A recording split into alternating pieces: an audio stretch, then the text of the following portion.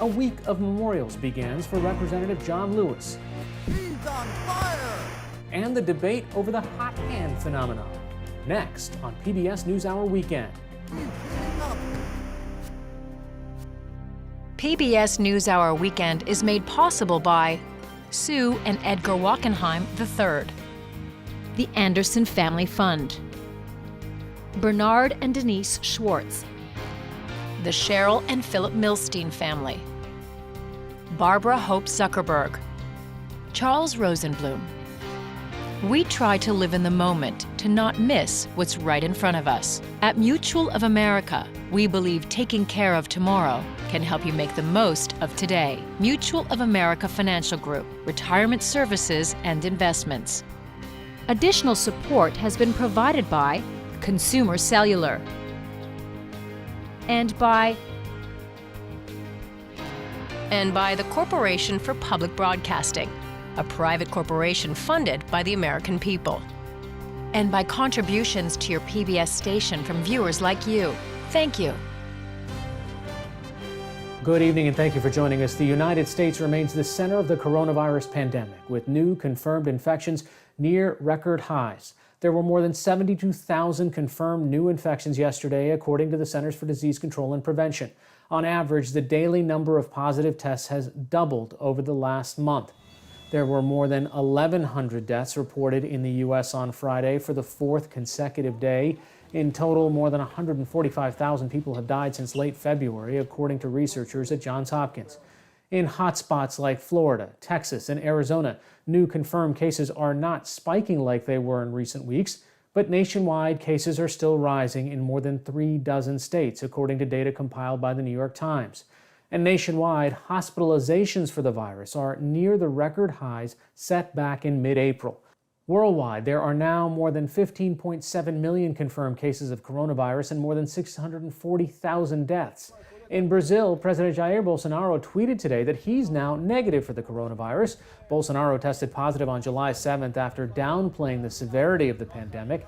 Brazil's outbreak is the worst in the world outside of the United States, with more than 2 million confirmed cases and 85,000 deaths. In Spain, health officials have struggled with regional spikes since lifting a nationwide lockdown 1 month ago. In the northeastern state of Catalonia, there have been nearly 8,000 new confirmed cases in the last 2 weeks. The French government is recommending that citizens not cross the border into Spain, and the Norwegian government mandated a 10-day quarantine for travelers returning from Spain. In Portland, Oregon last night, thousands of people demonstrated in the streets outside the federal courthouse. Protesters marched, shook a protective fence, and threw bottles and fireworks. Federal agents sent to the city despite opposition from local officials used tear gas at close range and flashbangs to disperse the crowds. Late yesterday, a federal judge denied a request from Oregon's Attorney General to restrict the actions of federal police sent to the city by the Trump administration. The state sought a restraining order, but a district judge ruled Oregon did not have standing in the case to sue on behalf of protesters. Demonstrations in Portland began after the murder of George Floyd in May and have continued nightly. State and local officials say the federal officers are making the situation worse. The acting Secretary of Homeland Security says the officers are protecting federal property. The president has called the demonstrators anarchists and agitators and is threatening to send federal agents to other cities. For the third straight week, thousands of protesters rallied in Russia's far eastern region of Khabarovsk today. The unusual public protests are in support of the region's former governor, who was arrested and sent to Moscow earlier this month on charges he murdered 2 businessmen 15 years ago. The governor, Sergei Furgal, defeated a candidate backed by President Vladimir Putin's party in 2018. Furgal supporters say the Kremlin is intruding in local affairs in an attempt to grab power in the region, which is 7 time zones east of Moscow. The popular regional governor entered a plea of not guilty and remains in custody. Hanna is now the first hurricane of the 2020 Atlantic season as it moves toward the Texas Gulf Coast. The U.S. National Hurricane Center predicts Hanna will continue to strengthen and make landfall in Texas near Corpus Christi this evening. Storm surge and tornado warnings are also in effect. The area is one of several COVID-19 hotspots in the state. In the Caribbean, Tropical Storm Gonzalo may bring heavy rain to the southern Windward Islands, and Hawaii is preparing for Hurricane Douglas, a powerful storm that is predicted to pass very close to the islands or make landfall this weekend. For more on today's national and international news, visit pbs.org/newshour. A week of memorials honoring the late civil rights leader and member of Congress John Lewis began in his hometown of Troy, Alabama today. The casket bearing Lewis's body was brought to Troy University this morning. The service honored the boy from Troy, a name the Reverend Martin Luther King Jr. gave to Lewis in the 1950s. Lewis died on July 17th at age 80 from pancreatic cancer. I spoke with Alabama Public Radio News Director Pat Duggins earlier today about the memorial service in Troy and tomorrow's planned procession from Selma to Montgomery. First, this is the beginning of a long series of days where we're going to be honoring John Lewis. What was special about Alabama? Why start here? Well, because he grew up just outside of the city of Troy. I mean, he was the son of sharecroppers, and he experienced the same kind of racial discrimination that everyone did. He couldn't check books out of the library. There were the colored water fountains and the white water fountains. And one thing that was pointed out to me over the years is those colored water fountains had warm water, and then the white ones had cold water. So, I mean, if you're in Alabama in one of those 100-degree summer days, I mean, it's pretty awful. So Alabama turned out to be kind of like a battleground, not only for him, but also for Dr. King, but for his family who attended en masse for this event today. It was a homecoming for them, and some of the stories they told were really heartwarming, really kind of give you a side of John Lewis you didn't know about.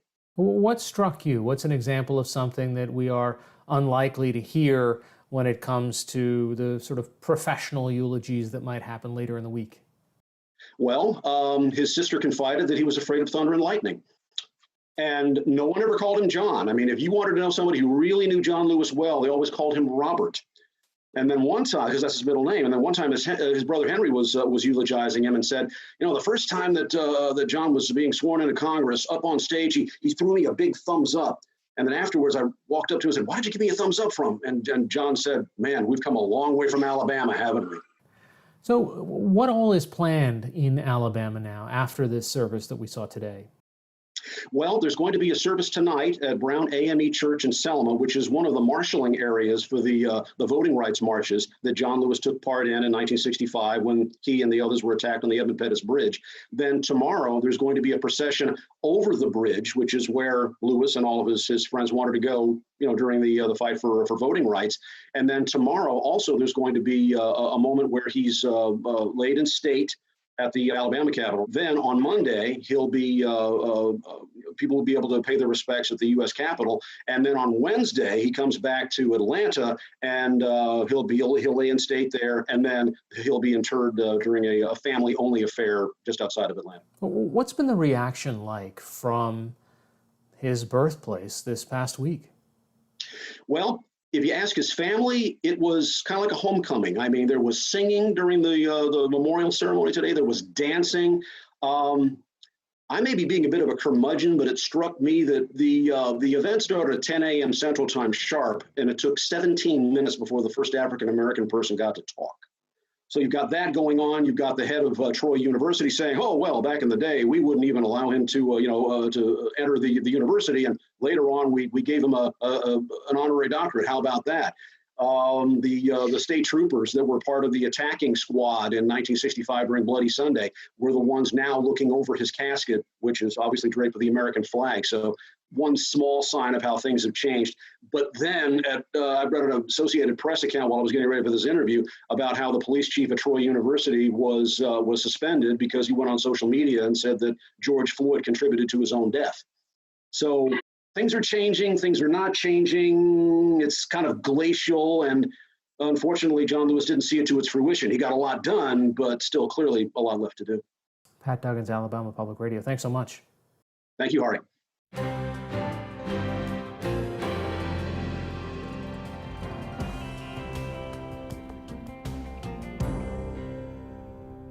As protests for Black Lives Matter continue across the country, many state and local leaders have declared racism a public health crisis.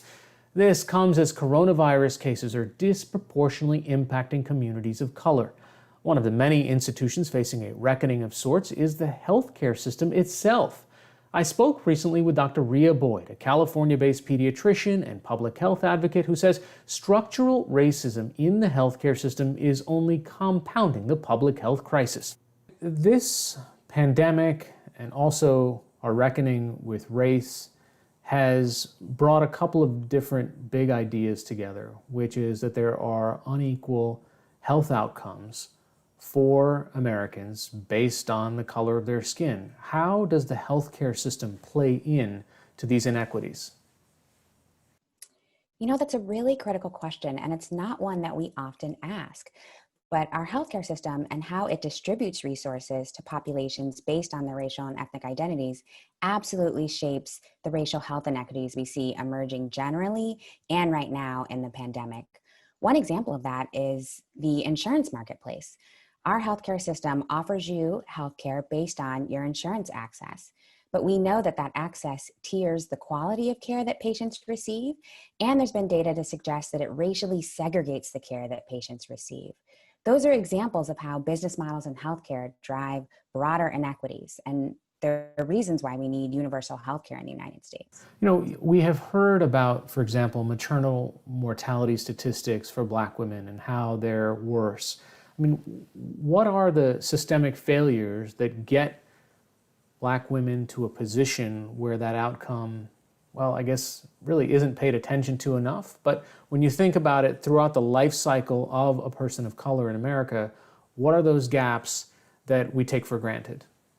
So racial health inequities, like the maternal mortality gap, like the infant mortality gap, they reveal legacies and current practices of racial exclusion and discrimination in our country.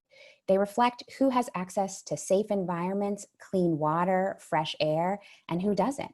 Who has access to healthcare, like we've already mentioned, who has access to employment in industries that might offer certain protections that during this pandemic might keep people more safe, things like paid sick leave or parental leave, or even just access to PPE. All of those critical supports are racially distributed in our society, and there are reasons why we see broad inequities generally and specific inequities right now during the pandemic.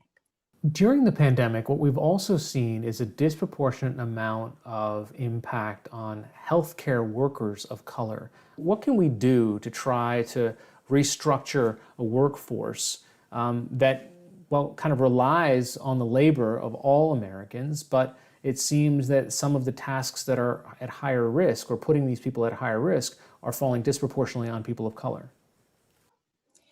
This is one of the devastating things about how racism works in society. Even being a member of a protected workforce like healthcare during a pandemic still isn't enough to keep Black folks, Filipino workers, like you mentioned, Latinx folks, and Indigenous populations safe. Because when they leave their jobs, they still go back to structurally unequal living conditions. And that's what really puts people at risk. How do you incentivize equitable outcomes? I mean, as you mentioned, there are pretty powerful forces. How do you make sure that there are these outcomes in the long run that people can get together around? In healthcare, one way to do that is with government regulation.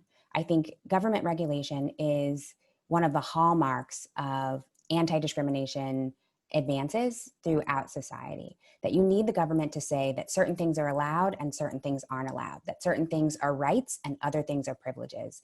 And I think in this country, we need to say really firmly, and we need our government to say it for all of us, that healthcare is a right, that everyone should have access to it, and that our government will invest in ensuring that that's a possibility. That then would create incentives, financial and moral, within healthcare to ensure that everybody has access to that right. As workplaces go through their own reckonings on race, what should the healthcare industry, what should doctors and hospitals know and study about racism before they practice their craft? So racism hurts people, and we know it contributes to premature mortality for all racial and ethnic groups in this country. And that means doctors need to better understand the mechanisms by which racism harms health. In medicine, we need to make understanding the impacts of racism on health a professional competency. Every clinician should know it. Finally, I want to ask, are you concerned about the vaccines that may arise for COVID-19 and how that plays out. I mean, whether there's equal access to the vaccine, whether there's equal adoption, depending on where you live and the color of your skin. Absolutely. Healthcare services aren't distributed equitably in our society, and racial and ethnic minoritized groups tend to be excluded. And so I do have concerns that if a vaccine is created and it isn't made freely available to everyone, that costs will be a huge barrier to folks getting it. Heading into this fall, we know that influenza comes back, and we know that not everybody gets a flu vaccine when they have a chance to. If people choose not to take the influenza vaccine, choose not to take the COVID-19 vaccine, what kinds of situations are we setting ourselves up for? I think we have to prepare for a reality where at least half of adults may not get the COVID vaccine, similar to the same half of adults who don't get the influenza vaccine. We need to prepare for it. And what I mean by that is we need to institute universal protections for everybody. The government has to enable all Americans to wear a mask. It has to make testing available to all Americans routinely, not just once, routinely, so that as folks' exposures change, they also can change how they move throughout the world so that they don't risk infecting others. We also have to provide income supports. We need another federal relief package so that folks can safely stay home from work if they're sick, and so that folks can still pay their rent and stay in separate living facilities so that they don't, expose others potentially. All right, Dr. Rhea Boyd, pediatrician and public health advocate. Thanks so much for joining us. Thank you so much for having me.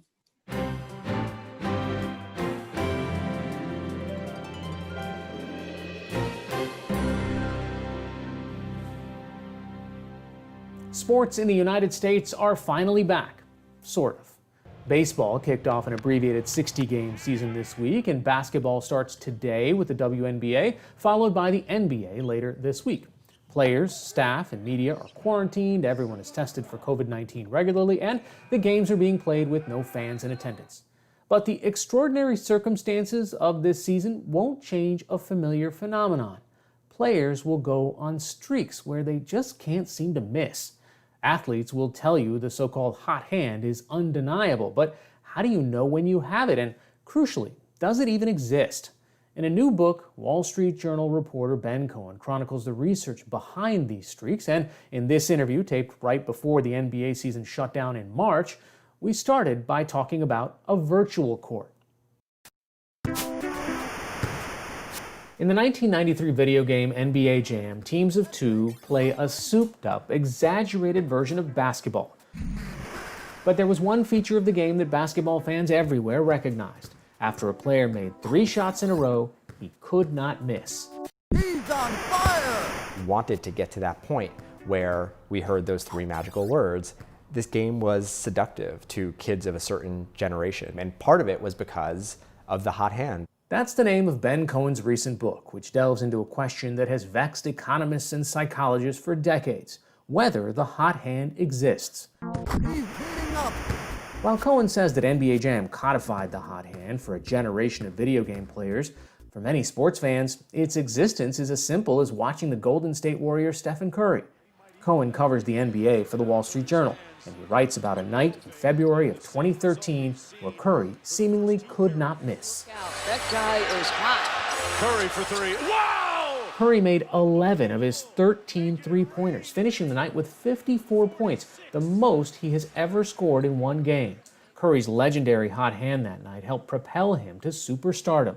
In many ways, that game was an inflection point in his career. What he likes to say is that he doesn't know when he's going to be hot, he doesn't know where he's going to be hot, he doesn't know why he might be hot. But once he does get hot, he has to embrace it. And that's what he did that night against the Knicks. But was Curry's performance the result of a hot hand where making one basket made hitting the next one more likely?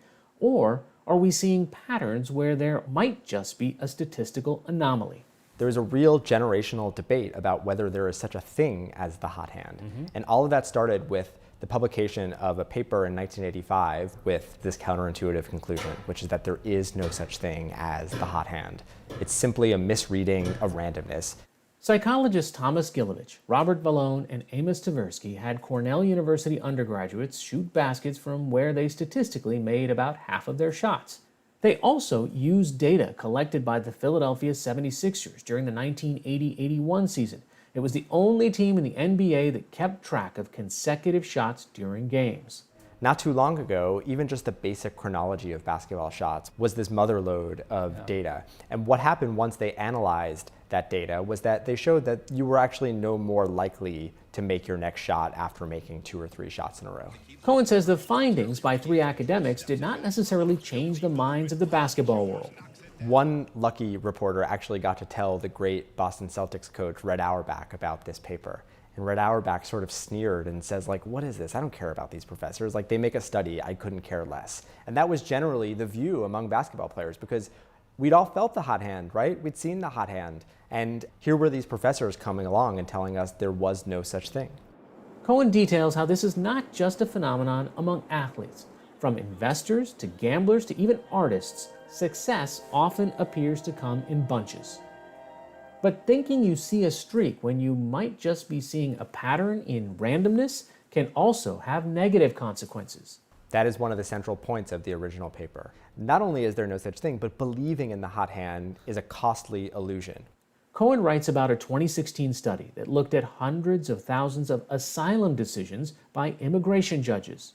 What they found was that when asylum judges grant asylum to 2 or 3 refugees in a row, they're much less likely to grant asylum to a 4th applicant. Regardless of what the case is. Regardless of the merits of the case. The where and the what and the why was actually less important than the when in this case. Now that's crushing. It's not Steph Curry missing a shot. It's someone maybe having to go back to their home country where they fear persecution. And the reason this happens is because these judges are trying to even out the probabilities in their own minds, right? They feel like, I have given asylum 3 times in a row. I shouldn't give to a 4th. I should try to regress to the mean. In other words, judges do not want to look like they are on a streak. It's a similar perception to the one that makes us believe that a player who has made several shots in a row will make the next. But an NBA player shooting a basketball is not the same thing as deciding an immigration case, and an advanced stats revolution in the NBA has upended research on the existence of the hot hand. What we have now is data that wasn't available to those researchers in their nerdiest, wonkiest dreams. Like, the world has changed, and sometimes when the world changed, you have to question long-held assumptions. Since 2013, every arena in the NBA has had cameras that track all of the action on the court. The data allows for the quantification for exactly how hard each shot is, tracking precisely where a player is and whether someone is trying to stop him. These researchers found that you were actually slightly likely to make your next shot. The ball is not turning into a fireball, but this was some of the first evidence to come along to suggest that maybe our intuition was right all along. And in certain circumstances, there is such a thing as the hot hand.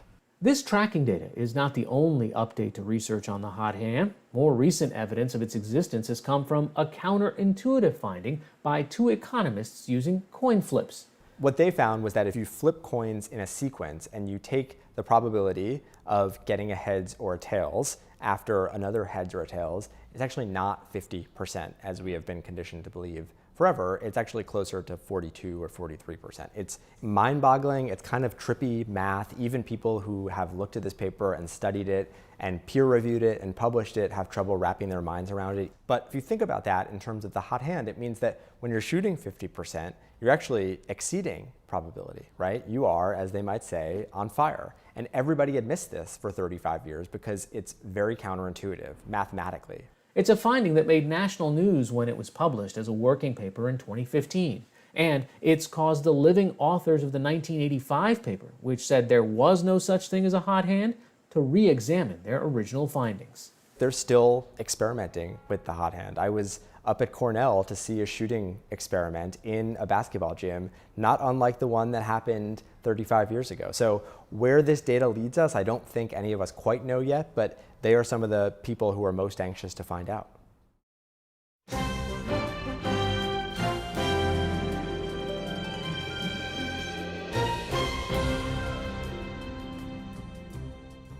Finally tonight, longtime television host Regis Philbin has died. Philbin is best known as co-host of daytime talk shows with Kathy Lee Gifford and Kelly Ripa for 23 years, and as the first U.S. host of the game show Who Wants to Be a Millionaire.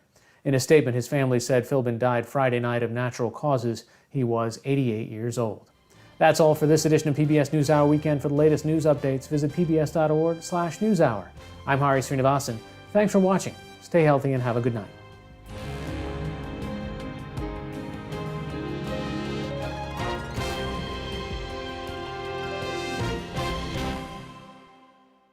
PBS NewsHour Weekend is made possible by Sue and Edgar Wachenheim III, the Anderson Family Fund, Bernard and Denise Schwartz, the Cheryl and Philip Milstein family, Barbara Hope Zuckerberg, Charles Rosenblum.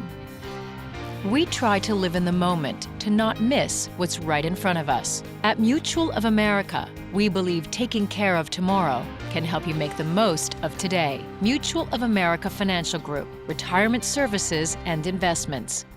For 25 years, Consumer Cellular's goal has been to provide wireless service that helps people communicate and connect. We offer a variety of no-contract plans, and our U.S.-based customer service team can help find one that fits you. To learn more, visit consumercellular.tv. Additional support has been provided by the Corporation for Public Broadcasting, a private corporation funded by the American people, and by contributions to your PBS station from viewers like you. Thank you.